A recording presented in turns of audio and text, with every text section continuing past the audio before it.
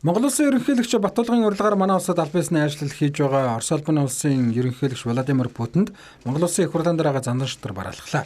Улсын хурлын дараагаа зандан шатар парламент хоорондын хамтын ажиллагаа нь Монгол-Оросын харилцааны чухал бүрэлдэхүүн хэсэг гэдгийг онцлон тэмдэглээд хоёр орны хууль тогтоох байгууллагуудаа нягта хэлэхээ холбоо нь худалдаа эдийн засгийн харилцааг эрчимжүүлэх, стратегийн түвшинслийг гүнзгийрүүлэх чиглэлээр эрх зүйн таатай орчин бүрдүүлэхэд чухал ач холбогдолтой гэдгийг онцолжээ. Тэрээр худалдаа эдийн засгийн хамтын ажиллагааны сэдвийг хөндөж ярих үеэр 2018 онд хоёр улсын хоорондох худалдааны хэмжээ 27% өсөж 1.8 тэрбум долларт хүрсэн байна. За худалдааны хэмжээ ийхүү өсөж байгаа нь биднийг баярлуулж байгаа хэдий ч Оросын талд дийлэнх хэсэг нь ногддог байдал үргэлжилсээр байгаа юм а. За Монголын экспортын хэмжээ нийт бараа эргэлтийн дүнд ердөө 5% л эзэлж байгаа юм. Ийм дүр зураг олон жилийн турш үргэлжилсээр байна гэлээ.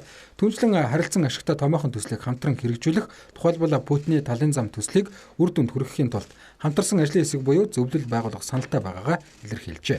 Мөн хөрөнгө оруулалтын хамтарсан том төсөл огт хэрэгжүүлэлгүй хэдэн 10 жил өнгөрөөд байгааг дурдж боломжтой төслүүдийг тухайлбал Улаанбаатар төмөр замын дэд бүтцийг хөгжүүлэх, техникийн шинжилэл хийх төслийг эхлүүлэх сонирхолтой байгаагаа дуулгаад энэ төслийг гүйцэтгэхэд шаардлагатай 100 тэрбум рублийн хөнгөлөлттэй зээлийг олгох асуудлыг эцэслэн шийдвэрлэхэд анхаарлаа хандуулахыг Путинээс хүсжээ.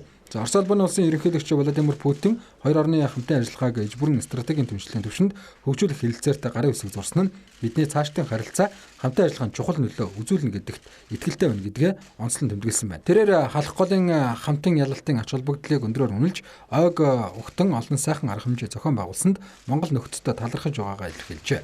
Мөн Монгол улсын ерөнхий сайд хүрэлцэх үүний дараа Орос улбаны улсын ерөнхийлөгч Владимир Путинд бараалхлаа. Хоёр орны төрийн тэргүүнүүд засгийн газар яамт хоорондын 10 орчим баримт бичигтэй гарын үсэг зурсан.